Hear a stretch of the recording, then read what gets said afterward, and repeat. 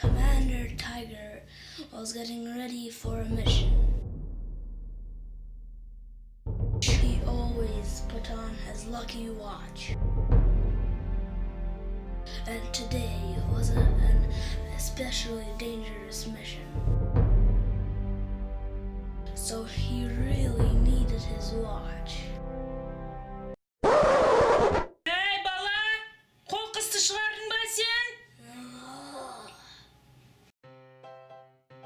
Qadrli do'stlar, Sheber.bala YouTube желісіне қайтадан қош келдіңіздер.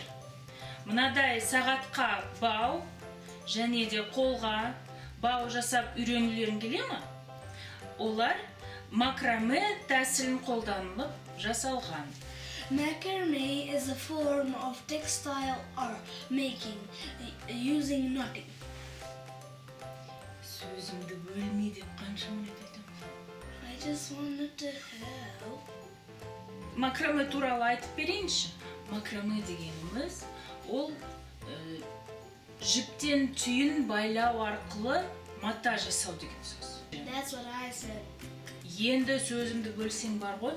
Біз Марвин дүкенінен мынадай паракорд экстрим деген жинағын сатып алдық. Оның ішінде компасы бар екен, ілгектері бар екен, және де мынандай баулар бар екен, әскери түсте. Одан кейін бауларды мұқият кесесіздер. Содан кейін мынау күшті ойналған пантомимадан көріп отырсыздар. Балаларға шырпы жағуға болмайды. Үлкендерді міндетті түрде сұраңыздар.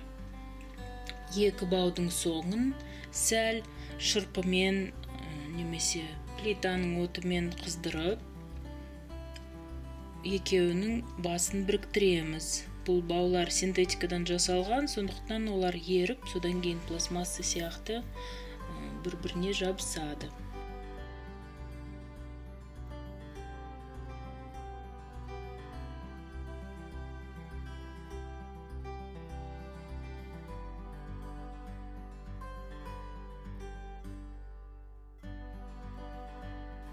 Міне осылай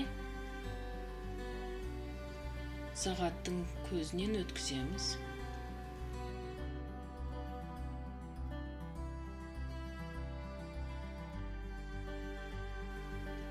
Одан кейін ілгекті аламыз да, міне өстіп өткіземіз. Содан кейін екінші рет баудың соңын іліп аламыз. Сағат бауының бір жағына негіз дайын. Енді тоқуды бастаймыз. Тоқығанда бір түстерің өрнекті құрайтын түс болады. Бізде ол жасыл түс. Сол өрнекті құрайтын түс әрқашан жоғарыда болады. Міне осылайша Ф әрпін жасайсыздар да, жасыл түс үстінде, ала түсі астында.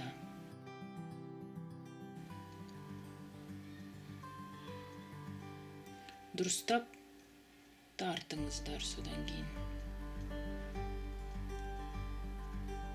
Қайтадан қарап алыңыздар. Осылайша міне Ф әрпі сияқты саламыз жіптерімізді. Осыдан кейін әр соңын өткіземіз.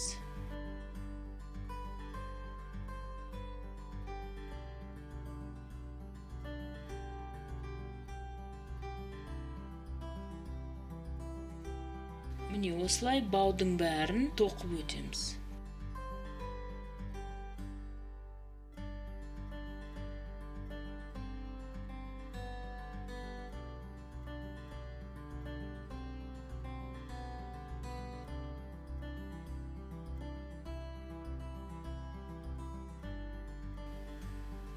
Соңын қайтадан кесіп аламыз да, отпен сәл ерітеміз.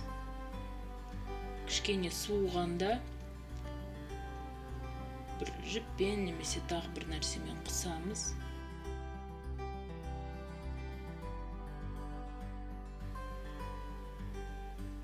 Сонда ол тарқап кетпейтін болады.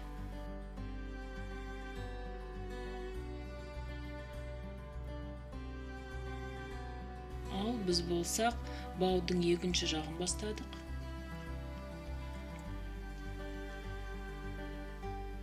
Не осылайша тоқып, баудың соңына дейін жетеміз.